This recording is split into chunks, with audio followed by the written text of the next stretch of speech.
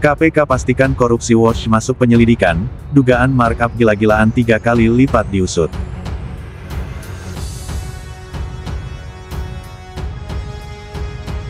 Ya nanti pastinya akan, saya belum cek ya, gitu. Nanti pasti dari Direktorat Pelayanan Pengaduan Masyarakat nanti akan merespon seperti apa, gitu.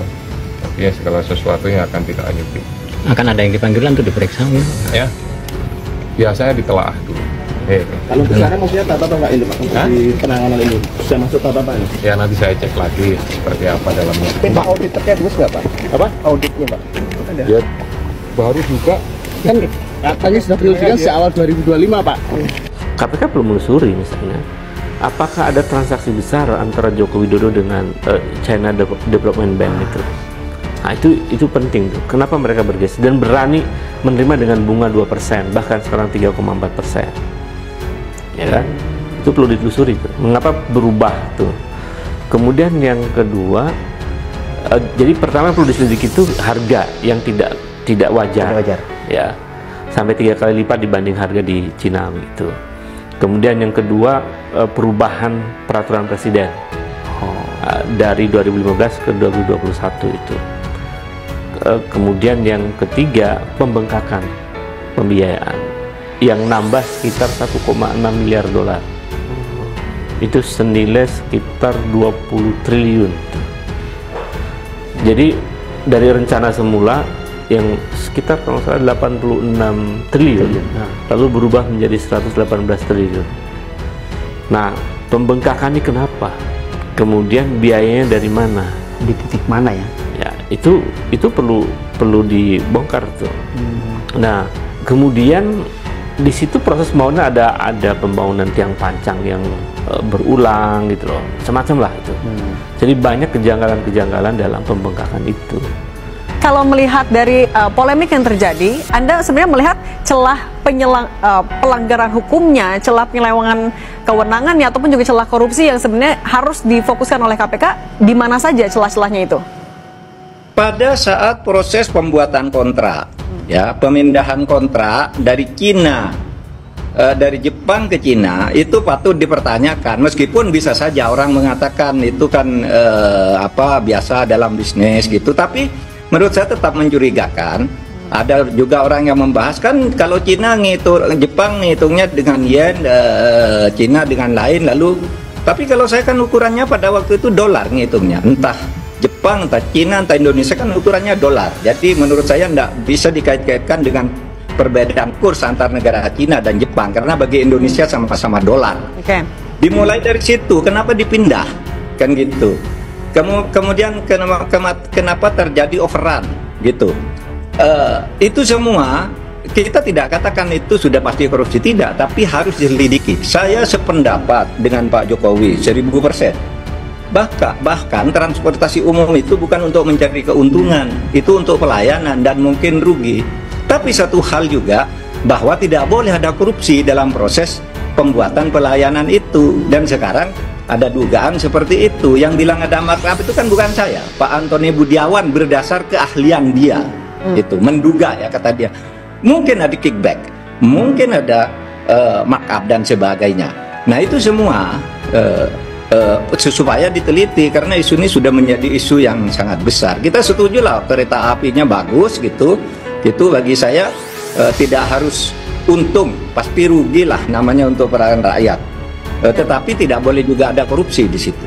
Ya benar, jadi perkara tersebut saat ini sedang dalam tahap penyelidikan di KPK, sehingga karena memang masih di tahap penyelidikan, informasi detail terkait dengan progres atau perkembangan perkaranya belum bisa kami sampaikan secara rinci.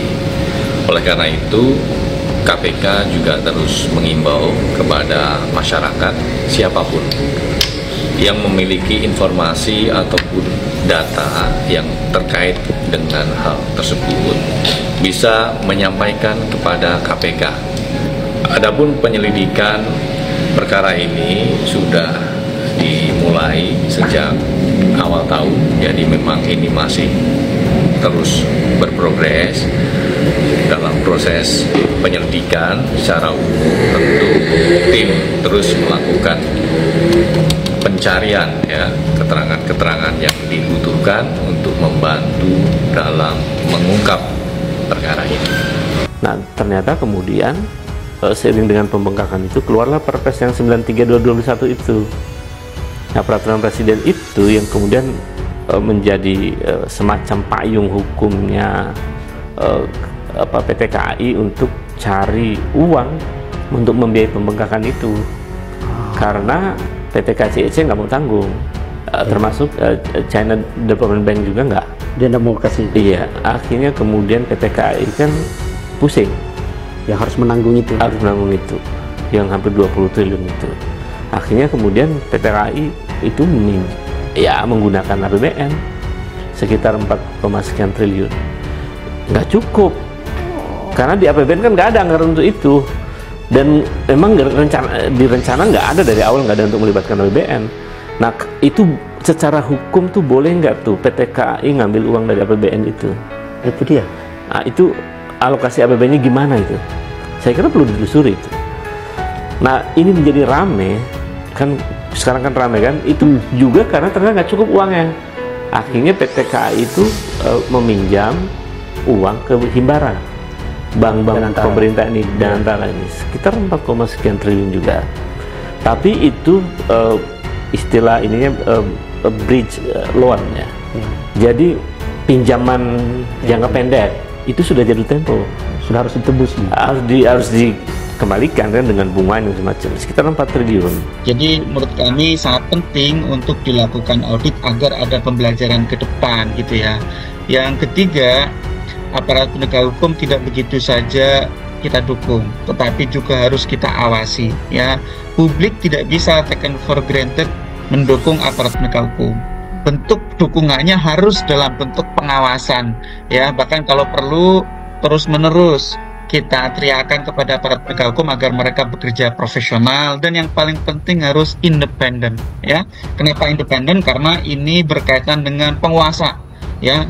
Ini orang yang sudah selesai berkuasa dan sekarang juga kakinya masih berada di dalam kekuasaan, sehingga sekali lagi ya, sangat penting dukungan, tekanan, tuntutan dari publik untuk mengawal penyelesaian dugaan tindak pidana korupsi di proyek kereta cepat Jakarta-Bandung ini, agar aparat penegak hukum sekali lagi bisa menunjukkan profesionalisme, independensi ya, juga bisa menunjukkan prinsip equality before the law. Tidak ada perbedaan, siapapun di hadapan hukum itu sama.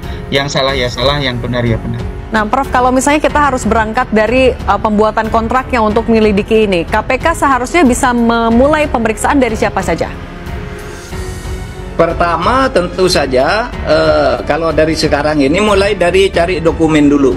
Lalu nanti Menteri Keuangan, Menteri BUMN ketika itu, kemudian siapa tim yang diminta menilai, itu dari UGM, dari ITB, dari UI dan sebagainya. Lalu yang paling penting, dokumennya itu seperti apa, gitu.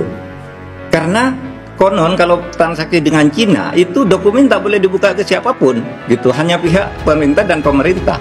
Nah, kalau kita kan harusnya BPK harus buka. Ini tanya ke BPK, BPK punya dokumen tentang rincian uang dan berbagai jaminan yang dimungkinkan itu. Dulu kan begini nih, dulu kan katanya dengan Cina itu B2B. Ya, business to business. Pemerintah dah ikut APBN. Tapi kemudian pemerintah ikut mengeluarkan, bahkan yang terakhir ini pada bulan Agustus tahun 2023, 2 tahun lalu sebelum berakhirnya presiden, itu dikeluarkan peraturan Menteri Keuangan nih, setahun sebelum berakhirnya pemerintahan Pak Jokowi. Peraturan Menteri Keuangan nomor 89 tahun 2023 akhir Agustus itu, yang isinya tata cara memberi jaminan, pemberian jaminan oleh pemerintah atas kereta api. Ya, atas proyek-proyek kereta api loh. Katanya dulu tidak ada jaminan dari pemerintah. Kok sekarang ada jaminan dari pemerintah? Saya punya nih turunan nomor Permenkunya ini ya. Nomor 89 tahun 23 tentang tata cara pelaksanaan pemberian penjaminan pemerintah. Untuk apa penjaminan? Katanya dulu tidak ada. Nah, itu yang kemarin saya katakan, dalam sebuah hasil penelitian lembaga di Jerman terhadap kontrak-kontrak dengan Cina itu, selalu ada jaminan yang dirahasiakan. Gitu. Jaminannya apa? Gitu. Nah, nanti kalau ini terjadi, apa dulu yang dijaminkan? Lalu tata caranya ini sudah disiapkan kan gitu, kalau mau berpikir berpikir curiga atas terjadinya sesuatu. Hukum itu harus dimulai dari curiga. Kok ada begini? Orang curiga. Itu biasa, kalau hukum tidak mulai dari curiga tidak akan bekerja. Dimulai dari dugaan, dimulai dari praduga. Oleh sebab itu Anda diduga. Jadi dimulai dari praduga bersalah kalau hukum itu. Ya, praduga tak bersalah itu untuk menghukumnya. Tapi kalau untuk kasusnya harus dimulai dari praduga bersalah terhadap orang maupun terhadap peristiwa. Tidak bersalah, praduga tak bersalah itu artinya orang belum boleh disebut terpidana, belum boleh dimasukkan penjara ya sebelum diputus oleh pengadilan. Sehingga dipenjarakan atau di rumah lapaskan beda dengan ditahan. Kalau orang asas praduga tak bersalah boleh ditahan karena dia diduga bersalah.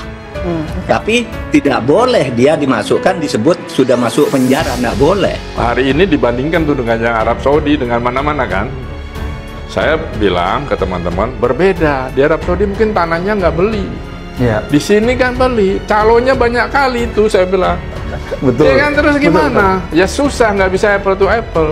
Saya sarankan KPK masuk saja atau Bareskrim kayak siapa, review.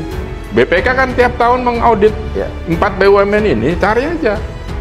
Kalau memang masuk itu, malah KPK bilangnya, Pak Mahfud yang ngomong pertama kan, Pak Mahfud lapor ke saya dulu. Kok aneh, kan harusnya dia yang cari. Saya kemarin ketawa sama Pak Mahfud, gimana masuk kita yang ngomong lapor. Dan jadi hal-hal itu yang waktu itu belum soal tanah nih, saya agak lompat. Waktu itu saya terus kritis. Nah, yang ribut itu relawan. Oke. Ya saya bilang nggak masalah. Kan di grup-grup itu saya disalang itu ya nggak apa-apa. Memang saya kan nggak ada keinginan mau dapetin proyek apa enggak. Tapi ini nggak bener, nanti susah. Nah sekarang kejadian ini ada yang sudah saya ingatkan 9 tahun yang lalu. Jadi waktu baru saya dipanggil presiden saya sampaikan. Tapi enggak apa-apa, tenang aja mas, bisa. Oh, jadi pada saat pertemuan itu Pak Jokowi meyakinkan Pak Agus kan, bahwa bisa? Ya saya dipanggil, kan saya katakan lagi, saya dipanggil, saya bilang, Pak, ini ide siapa? Ide saya mas. Saya hampir jatuh dari kursi. Kaget kan, saya pikir kan idenya Menteri BUMN atau siapa lah. Gini, saya kan menyerahkan pada Pak Menteri Perhubungan, Pak Menteri Perhubungan tidak setuju. Ya sudah, saya perintah Menteri BUMN untuk meneruskan. Gitu, Pak, ini kan punya Jepang, nggak sopan. Kurang lebih gitulah saya. Ya. Wah, Jepang itu susah. Mas Agus percaya nggak apa Bu? Ya percaya nggak, atau kalau bangsa yang besar itu harus punya teknologi tinggi? Oh setuju. Itu kata Pak Jokowi ya? Ya, terus makanya saya pilih kereta cepat. Waktu itu saya di Beijing, saya diajak naik kereta itu ke Shanghai atau kemana, cepat sekali dan bagus, enak sekali. Saya bilang sama, Xi Jinping nanya, Bapak mau? Saya mau dibantu, ya sudah. Tapi punyanya Bang beda, Jepang itu susah. Memang waktu itu masih kan Jepang gini, kalau kita bicara loan itu detail banget kan, dan ribet. Tapi setelah itu selesai, kayak MRT kan selesai. Kalau di Cina kebalikannya, gampang di depan, sekarang susah di belakang. Kalau di Cina seolah-olah dia menjebak kita ya? Ya, dan pokoknya itu semua yang sekarang kejadian sudah saya ingatkan. Nah kalau saya kejadian, saya dipanggil seperti sekarang ini kan, waduh. Komisi Pemberantasan Korupsi (KPK) resmi menaikkan status dugaan korupsi proyek kereta cepat Jakarta-Bandung atau WOS ke tahap penyelidikan. Langkah ini menjadi babak baru yang serius setelah munculnya tudingan penggelembungan anggaran, markup fantastis dalam proyek strategis nasional tersebut. Kabar ini dikonfirmasi langsung oleh Pelaksana Tugas Deputi Penindakan dan Eksekusi KPK, Asep Guntur Rahayu, yang menegaskan bahwa proses hukum sedang berjalan. Saat ini sudah pada tahap penyelidikan ya, ujar Asep Guntur Rahayu kepada para jurnalis di Jakarta, sebagaimana dilansir Antara, Senin, tanggal 27 Oktober tahun 2025. Meski demikian, Asep belum merinci sejak kapan tepatnya KPK mulai melakukan penyelidikan mendalam terhadap dugaan rasuah di proyek kereta cepat kebanggaan pemerintah itu. Polemik ini pertama kali meledak setelah mantan Menko Polhukam, Mahfud MD, membongkar adanya kejanggalan biaya dalam video yang diunggah di kanal YouTube pribadinya, Mahfud MD Official, pada tanggal 14 Oktober tahun 2025. Mahfud menyoroti perbedaan biaya pembangunan per kilometer yang sangat jomplang antara di Indonesia dan di negara asalnya, China. Menurut perhitungan pihak Indonesia, biaya per 1 kilometer kereta WOS itu 52 juta dolar Amerika Serikat. Akan tetapi, di China sendiri, hitungannya 17-18 juta dolar AS. Naik 3 kali lipat, ungkap Mahfud. Ia mempertanyakan secara terbuka siapa pihak yang bertanggung jawab atas lonjakan biaya yang tidak masuk akal tersebut dan kemana aliran dana selisihnya. Ini siapa yang menaikkan? Uangnya kemana? Naik 3 kali lipat, 17 juta dolar AS ya, dolar Amerika nih, bukan rupiah, per kilometernya menjadi 52 juta dolar AS di Indonesia. Nah itu markup, harus diteliti siapa yang dulu melakukan ini, tegasnya. Pernyataan Mahfud ini memicu reaksi berantai. KPK pada tanggal 16 Oktober tahun 2025 sempat mengimbau Mahfud untuk membuat laporan resmi.